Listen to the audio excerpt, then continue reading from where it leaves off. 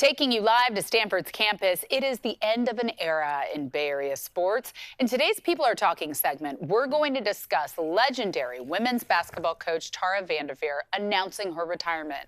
She led the program for a whopping 38 seasons, 3 national titles, and 14 Final Four appearances.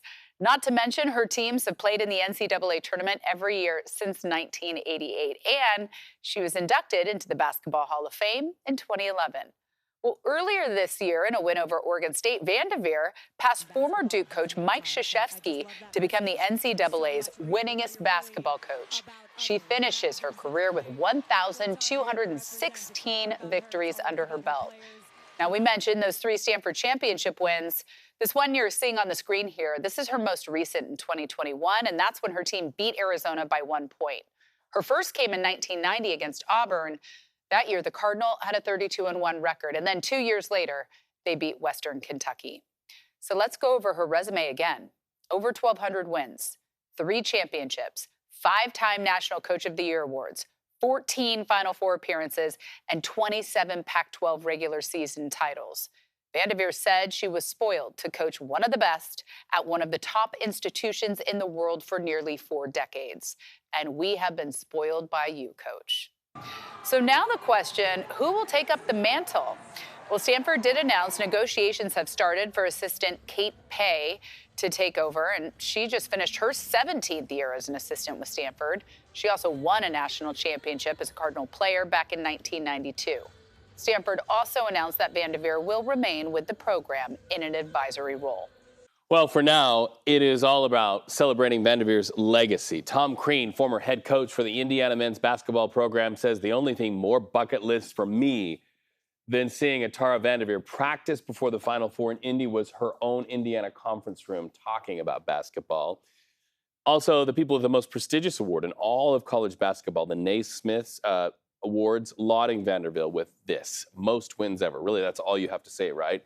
University of Miami women's basketball coach Katie Meyer showing her appreciation this morning. So much respect and gratitude for Tara VanDerveer, a woman of impact who always retained her competitive joy and love for our great game. And senior Sports Illustrated writer Pat Ford, what a career, what a leader and a teacher, what a class act. Hope she keeps swimming her laps. It's sort of a masterclass this morning on leaderships. You have worked in sports. You have children who are in sports. What's the secret to her leadership? What's the secret sauce?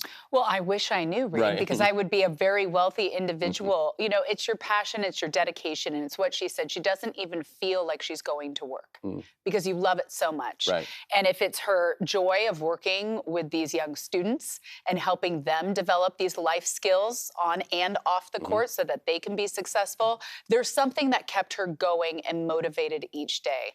And to, you know, it would be great to sit down and talk to her about her life and how she evolved as a coach.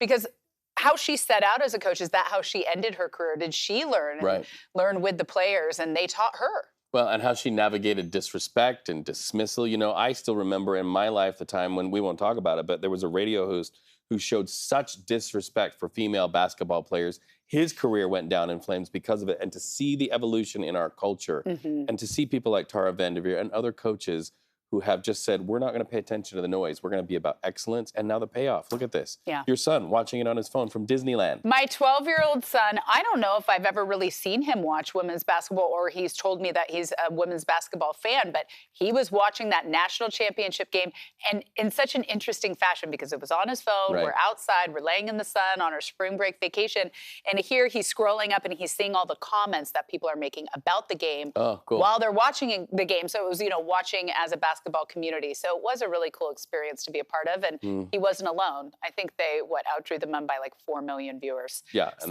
that's money. Insane. So here's another stat that VanDerveer can be proud of as she walks away from the game. For the first time ever, as I mentioned, more people tuned into the women's final than the men's final. I nailed it with this number, Reed. Look at that. 2 points for you. 4 million more viewers. Of course, VanDerveer wasn't coaching in that contest, but it's clear this game would not be where it is today without her efforts. And they're just really scratching the surface. I'm looking forward to this next chapter in her life because she's staying with the program. She's taking a former player who has been an assistant of hers for 17 years, giving her the spotlight now. handing over the reins, and it will be nice to see, this former coach letting this assistant fly. I just can't see her like in retirement. She'll always be in some advisory role in some way. Tara VanDerveer in a lazy boy chair. Never. Doubtful. No, never going to happen.